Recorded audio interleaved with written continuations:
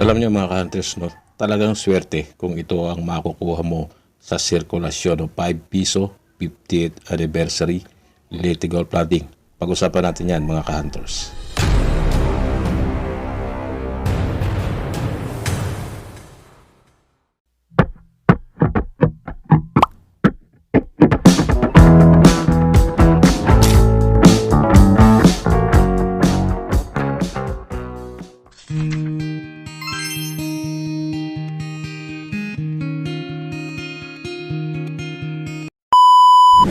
Yun know, mga ka-hunters, nagbabalik po Kalimi Online para sa isa na namang impormasyon. Ayan, meron po tayo ditong rare 5 piso mga ka-hunters.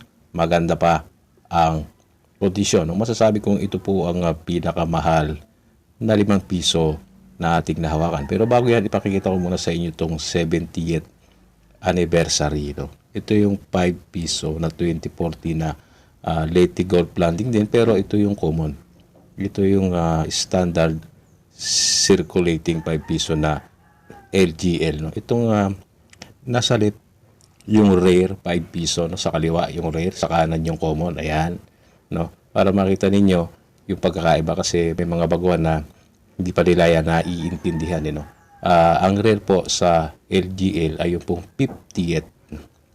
No? Itong sa left, no? 50th anniversary po yan. Yan po ang rare. Itong nasa kanan, 70th anniversary. Yan po ang common. Ayan. So, malinaw po tayo dyan. 50th, rare, 70th, common. No? Kasi, importante yan. Lalong-lalo na kung nagkaka-interest ka na mag-collect. Ngayon, tignan natin sa end.mista.com. Ayan. 5 piso Leyte Gold Planting. Ayan ang kanyang picture. So, na-circulating, no? 1994, nickel brass ang composition. Andyan ang kanyang timbang at andyan din yung kanyang circumference. Ayan, no? Pwede nyo pong tignan dito sa end.numista.com at i-double check din natin yung value sa kasalukuyan. Kaya lang itong value sa end.numista hindi na po updated kasi sa akin pong mga nakikita, ang bentahan ng isang uncirculated na LGL 50th anniversary ay umaabot na po sa 7,000 kapag may COA, no? Pero kapag nahat mo lang, no, ang maabot yan sa 5,000 kasi ang value dito sa Numista ay 4,300, no, sa uncirculated. Pero sa aktual na bentahan ay mas mataas na po ng kaunti, no? At gusto ko lang pasalamatan si Bog Mercado at sa iyo, Bogs. Shout out, Bogs Mercado. Ito na po ang iyong request. Anytime pwede po itong panoorin, no? Ayan. At lilinawin ko lang mga hunters, hindi po ito ang pinakamahal sa 5 piso, no? Sinasabi ko lang yung ating nahawakan. Pinakamahal na 5 piso na ating nahawakan na itong 50th anniversary. Pero pa kasi isang 5 piso na commemorative din, no? Yung 5 piso 1992 na chess Olympiad, no? Sa aking pagkakaalam,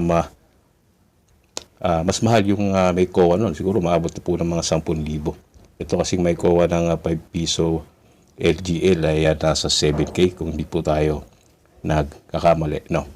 Kaya itong ating hawak ay circulated, no? Pero maganda pa naman ang kanyang kondisyon. Nakikita nyo naman, no? Ayan. Share pa yung details.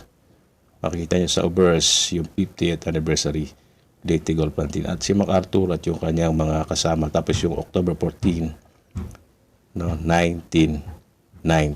So keep hunting lang mga bro kasi ito daw ay nahunt at pero din tayong kasama na nakahunt na hindi na masyado maganda ang kondisyonan pero nahunt lang din po niya. So meron kasi mga nakakuha siguro ito dati o noon na hindi alam na may additional value kaya kanilang ginamit at kanilang ipinambili. Siyempre iikot siya sa sirkulasyon at pag nakuha nga naman yan ng mga kolektor, swerte or jackpot pang maituturing yan para sa kanila lalo kung maganda pa ang kondisyon. Alright mga ka-hunters, so ayan po ang ating impormasyon ngayon, no? 50th anniversary ng Leyte Gold Planting 5 piso, no? 1994. Good luck po sa inyong paghahan, no? At baka makachamba din po tayo ng ganyan. Ayan, huwag kalilimutang mag-join sa ating membership mga ka-hunters na sa ganun makapasok po kayo sa ating mga group chat. Importante ang may koneksyon. At sa ating Facebook page, mag-follow and subscribe po kayo, no? Maraming salamat. Hanggang dito na lang. God bless mga hunters. Pakishare ang video. I'm out.